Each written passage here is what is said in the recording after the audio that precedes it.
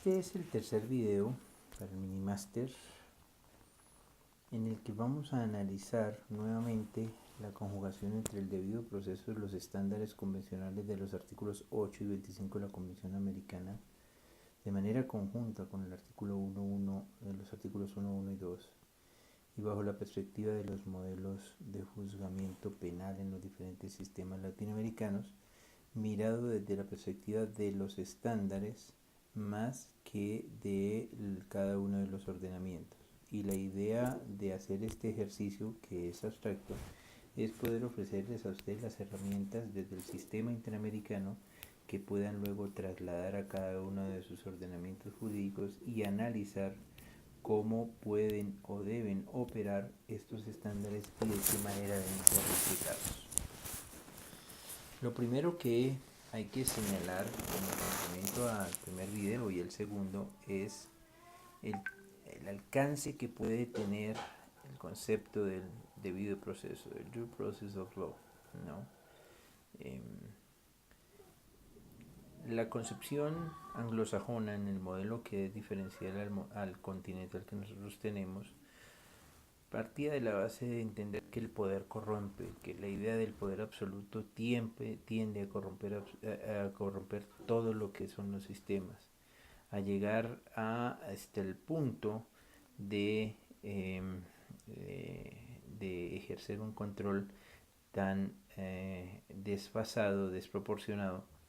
que las reglas básicas quedan puestas en cuestión ya no porque se apliquen, sino porque se deforman o porque se desvirtúan,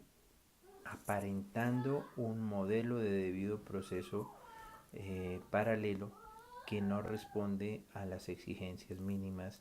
que existen y que deben ser aplicables en un modelo de sistema o en un sistema universal de derecho como el que hoy en día impera. Esta idea del poder absoluto lo corrompe todo es traída de una carta que fue enviada por en 1887 por Mandel Creighton y que tenía como objeto de señalar cómo eran los juzgamientos en ese modelo anglosajón, ¿no? En el que se sustentaba, ¿no? Power tends to corrupt and absolute power corrupts absolutely. Entonces la idea de tenerlo en ese marco de referencia es interesante a la hora de entender. Segundo punto que hay que tener en cuenta en esa idea del debido proceso, ¿no? Y remontándonos a esa tradición histórica, es las prerrogativas que incluso fueron consagradas desde la Carta Magna de 1215, ¿no? En la sección 39 de la Carta Magna, y teniendo como referencia esta base histórica que estoy complementando, se señalaba que ningún hombre libre sería aprehendido ni encarcelado ni despojado de sus bienes, ni desterrado o de cualquier otra forma desposeído de su buen nombre, ni nosotros podríamos ir sobre él, ni mandaremos ir sobre él, sino mediaba un juicio en legal forma, efectuado por pares y conforme a la ley previa del país,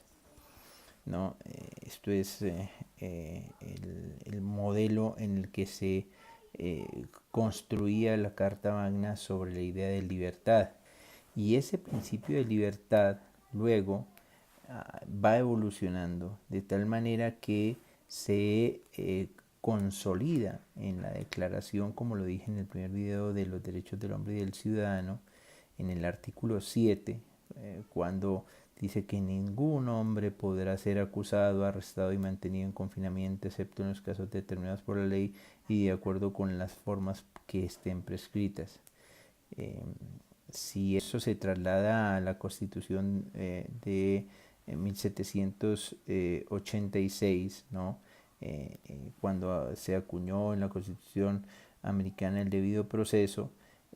esto exige que nosotros tengamos en cuenta que en esta visión histórica el debido proceso no ha sido simplemente un instrumento de arraigo en un modelo de emergencia ante la situación actual de contradicciones con el respeto de las normas básicas, sino que es una tradición histórica que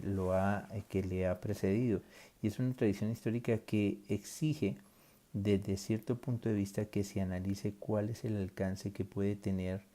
el que se curse un proceso penal sin el respeto a las mínimas condiciones en las que debe ser observado. Entonces, uno, desde el punto de vista del modelo de juzgamiento. Dos, desde el punto de vista del tiempo, periodo o plazo que transcurre desde el momento en el que inicia este mismo y finaliza. Tres, desde el tipo de sanciones que se impongan y las condiciones en las que deben ser cumplidas por los destinatarios de la misma. En cuanto a la discrecionalidad o no del juez a la hora de definir beneficios o no beneficios, subrogados o no subrogados, y en el momento en el que se perciba que sea necesario aplicar desde el punto de vista del mayor rigor los estándares que puedan ser más sustanciales a la hora de promover una aplicación adecuada de la protección de los derechos de manera integral de todas las personas, sin perjuicio de que éstas deban ser sometidas a juzgamiento en el evento de haber o no cometido un ilícito penal. Reitero que la base conceptual de estos estándares en la Declaración Americana de los Derechos del Hombre Derechos y Deberes del Hombre del 48 establece un elemento básico. Toda persona debe gozar de la garantía de concurrir ante los jueces o tribunales para hacer valer sus derechos y, segundo estándar, a disponer de un procedimiento que sea sencillo y breve, sencillo desde el punto de vista que pueda conocer quién va a ser objeto del procedimiento, cuáles son las instancias, cuáles son las etapas y de qué manera deben irse agotando estas, y por el otro lado, desde el punto de vista de que sea breve en cuanto a que sea razonable bajo todo extremo, si incluso este implica si esto implica la restricción a la libertad. Porque evidentemente esto se conjuga con el artículo 10 de la Declaración Universal de los Derechos del Hombre,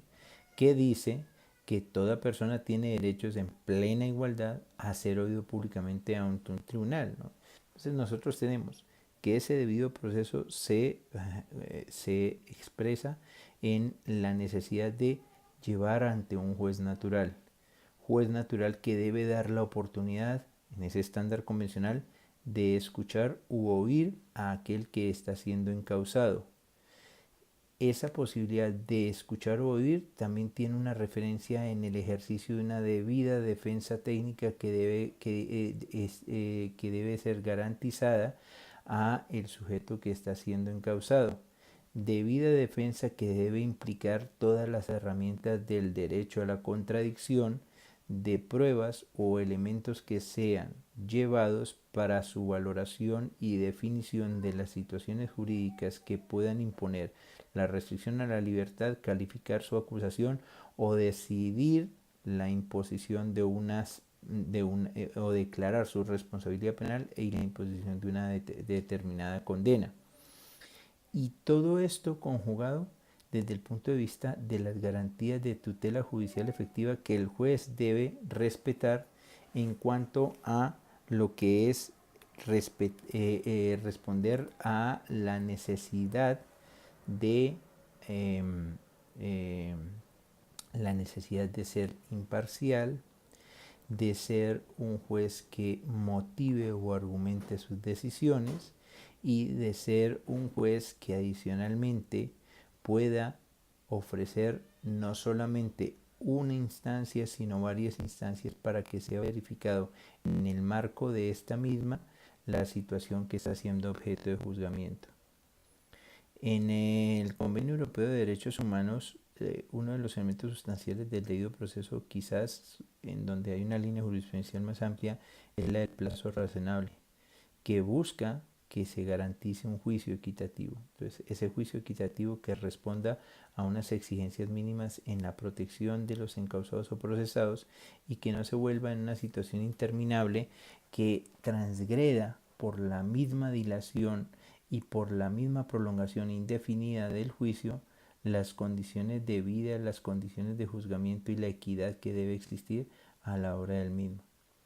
Lo que también se puede ver y se puede encontrar en el artículo 14 del Pacto Internacional de Derechos Civiles y Políticos, cuando habla que todos los sujetos serán iguales ante los tribunales, existirá ese derecho a ser oído públicamente con las debidas garantías, debe haber una independencia, autonomía e imparcialidad del juez natural, ¿no? Y que además se exige en todo momento la publicidad o la transparencia en el desarrollo del procedimiento, salvo que haya lugar a aplicar excepciones que protejan la intimidad, por ejemplo, frente a menores, frente a mujeres, frente a situaciones que puedan ser bastante lesivas de las víctimas o de la sociedad a la hora de expresarse. Y esto es lo que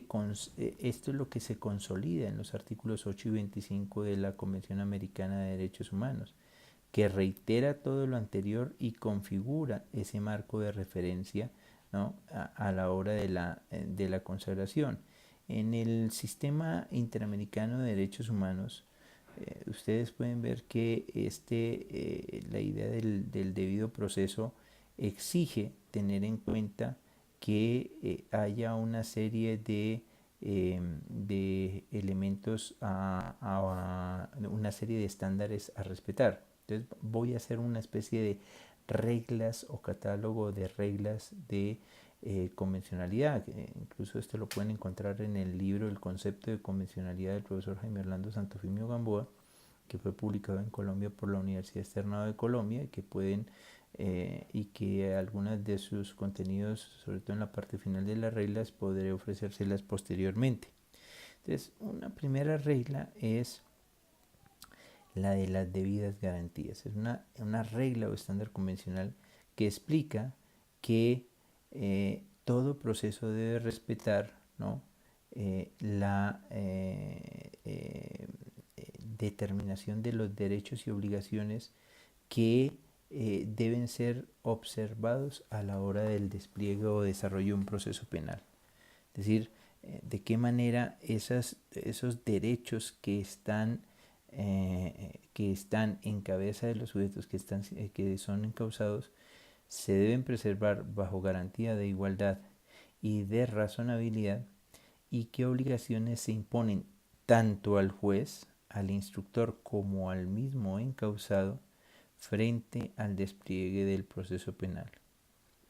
Esta primera idea o este primer estándar ustedes lo pueden encontrar en el caso Paniagua, Morales y otro de la Corte Interamericana, ¿no?, sentencia del 8 de marzo del 98 en el párrafo 149, en el caso Tribunal Constitucional contra Perú. Eso es un caso de 31 de enero del 2001, párrafo 70. En el caso de Ipcher-Bronstein contra Perú, esto es sentencia de 6 de febrero del 2001, párrafo 103. En el caso Vaina Ricardo, este es un caso contra Panamá de 2 de febrero del 2001, de párrafo 125. Y en el caso López Mendoza contra Venezuela, de 1 de septiembre del 2011, en el párrafo 111. Hay una segunda regla, ¿no?, que es que las garantías del debido proceso son aplicables en todas las instancias, es decir,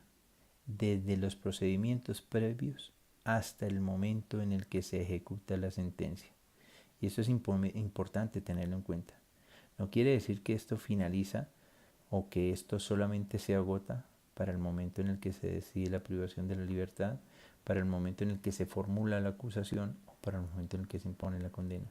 sino que comprende desde el procedimiento previo, desde las etapas preliminares,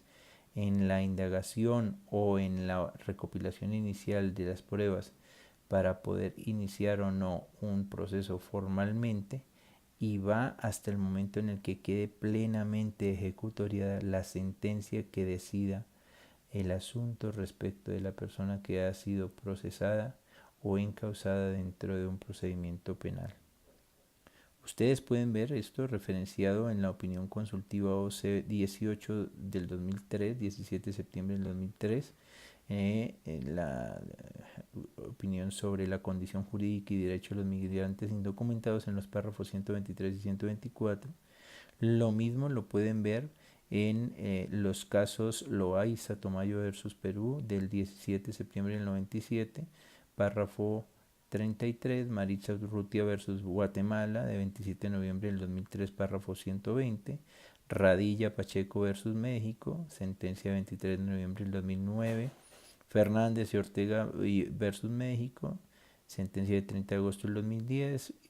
Rosendo Cantú y otra versus México, sentencia del 31 de agosto del 2010,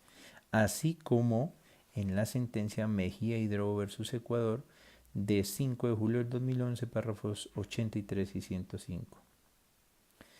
Tercera regla o estándar que hay que observar en el debido proceso es el de que debe haber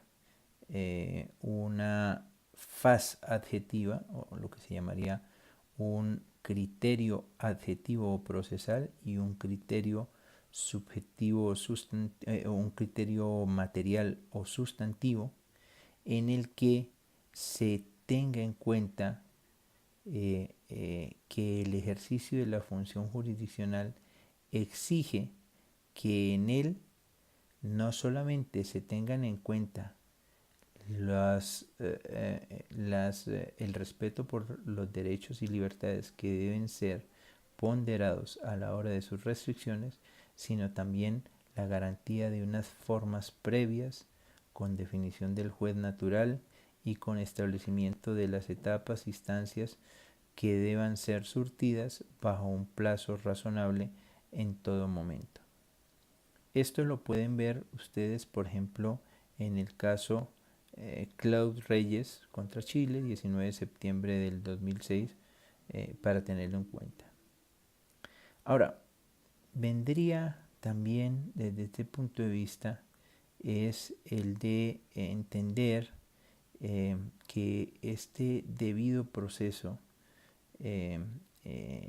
tiene un elemento también sustantivo desde el punto de vista del contenido mínimo que tiene ese artículo 8. Entonces, desglosémoslo en subreglas a partir de las anteriores. La primera subregla es la de ser oído con las debidas garantías. ¿Qué es ser oído? Entonces, el que el sujeto que está siendo encausado se le reciba la versión, la indagación, se le reciba su manifestación libre y espontánea acerca de los hechos o de las circunstancias que sean objeto de investigación,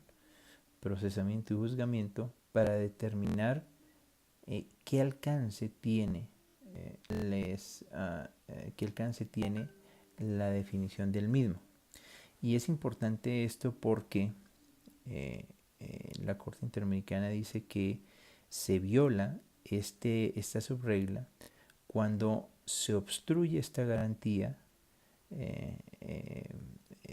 en aquellos eventos en los que la autoridad parte de la base de una falta de colaboración de las autoridades que inician una investigación a partir de denuncias formuladas por ciudadanos, ¿no? Y en las que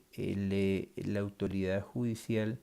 excluye la posibilidad de que a quienes se está denunciando pueda ser oído o a quien se está encausando pueda ser escuchado frente a las mismas situaciones. Y eso en muchas ocasiones puede controvertir lo que es esa subregla de ser oído con las debidas garantías, ¿no? Esto lo podemos encontrar en el caso Cantos versus Argentina como un ejemplo simplemente de 28 de noviembre del 2002 en el párrafo 54. Una segunda subregla que quizás es sustancial es la del plazo razonable, ¿no? El plazo razonable eh, parte de la base de decir que la justicia que no llega a tiempo puede que materialmente no se corresponda y niega la tutela judicial efectiva, porque a la hora de tramitar una causa, lo más importante no solamente es la verdad procesal o formal, sino el momento en el que esa verdad procesal o formal consolida una verdad material en un tiempo que sea justo tanto para quien es encausado como para quien se dice ser víctima y puede ser de alguna manera respondida el gran interrogante sobre la situación que ocurrió y que promovió la existencia de ese proceso penal en determinada instancia. Ese plazo razonable pues tiene algunas salvaguardias. Entonces, en nuestros países la primera salvaguardia que siempre se ha examinado es la de la complejidad del caso. Aquellos procesos en los que tienen dos o más copartícipes, entonces tienen un autor material, tienen un determinado autor intelectual, tiene unos coautores tiene coautores propios o impropios, pueden ser materiales o intelectuales, hay coparticipación indirecta, es decir, hay una serie de procesados, entonces usted tiene 20 procesados. La complejidad del caso sobre todo se radica en el mayor esfuerzo no solamente de comprensión, sino de despliegue de la acción judicial a la hora de recaudar no solamente la prueba, sino de definir las condiciones en las que ésta se va a surtir para que cumpla su objetivo. Eh, es posible que el recaudo de la simple prueba de la versión, de la indagación o de los testimonios en un caso de más de 20 procesados, pues genere una ampliación en los términos que se puedan cumplir de manera efectiva, pero no libera de la obligación a el Estado, Administración de Justicia, de examinar en qué eventos puede, bajo las mismas condiciones, generar una mayor agilidad en el cumplimiento de los términos y en qué eventos debe buscar que se prime el cumplimiento efectivo de los dos elementos que están en tensión, entonces el plazo razonable y el debido proceso para cumplir con todas las pruebas que sean necesarias, sin que alguno de ellos vaya a caer en detrimento a la hora del cumplimiento del mismo. Una segunda situación que se tiene en cuenta a la hora de valorar este plazo razonable es el de la actividad procesal del interesado o de las partes en el proceso.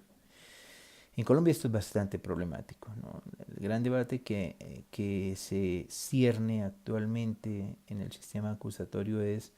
cómo los apoderados de los procesados o sindicados contribuyen a la dilación o no en las diferentes instancias procesales. Por mi parte no se trata de juzgar a ningún colega de si lo hace o no lo hace, sino de cómo analizamos esta situación en el marco de una subregla o estándar de convencionalidad como es el plazo razonable. Porque por la misma vía en la que se invoca para la tutela o garantía del debido proceso y de la tutela judicial efectiva, asimismo se puede contribuir a desvirtuarla con los comportamientos dilatorios o con las actuaciones que se encaminen a prolongar indefinidamente las instancias, ¿no? Entonces, aplazamientos de audiencias, solicitudes de cambios de juez, solicitudes de traslado de pruebas que no ha podido conocer, solicitudes de recusaciones ante el juez natural, es decir, tantos supuestos que existen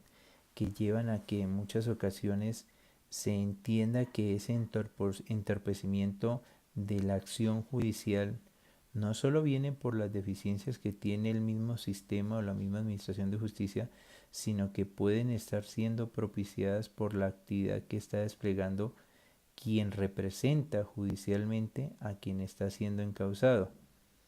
Y esto tiene una cuestión muy delicada porque evidentemente plantea una tensión entre lo que es la garantía del debido proceso que le es afirmada al sujeto que está siendo procesado y la obligación que éste mismo tiene de contribuir a que el proceso se curse y se realice de manera eficaz, de manera celera, de manera oportuna, en el tiempo que está previsto, sin generar una dilación que injustificadamente implique que se transgreda precisamente ese debido proceso.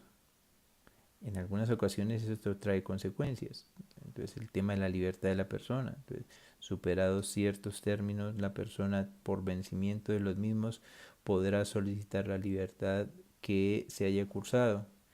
Puede que se dilate tanto en el tiempo que opere la prescripción de la acción penal y a ello esté jugando quien representa o no al sujeto. Y esto, sin lugar a dudas, dice el debido proceso en los dos extremos,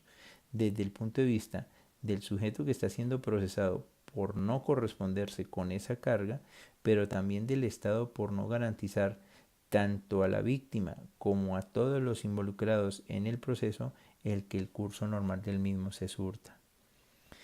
En este caso, uno podría ver desde el punto de vista del plazo razonable, digamos, un concepto que utilizó la Corte Interamericana en el caso Cantos contra Argentina. Es una sentencia de 28 de noviembre del 2002, párrafo 57, que además luego tiene una línea de continuidad en el caso César versus Trinidad y Tobago de 11 de marzo del 2005 en el párrafo 111, donde dice que para el logro de una justicia material, el estándar exige que no se prolongue indebidamente la duración del proceso, porque en ese evento la obligación del Estado habría quedado incumplida al no corresponderse con el plazo razonable que es necesario. Y esto hay que señalarlo de manera contundente. Así como existe